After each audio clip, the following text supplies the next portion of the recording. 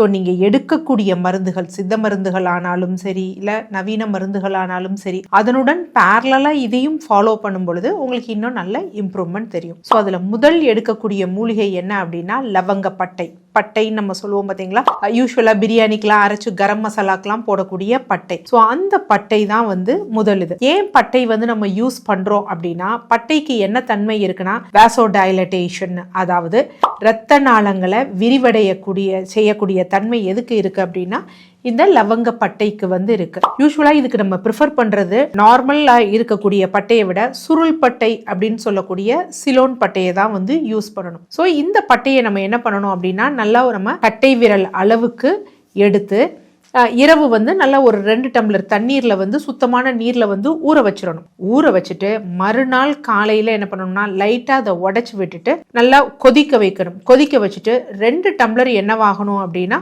ஒரு டம்ளர் இல்லைன்னா 3/4 டம்ளரா ஆகணும்.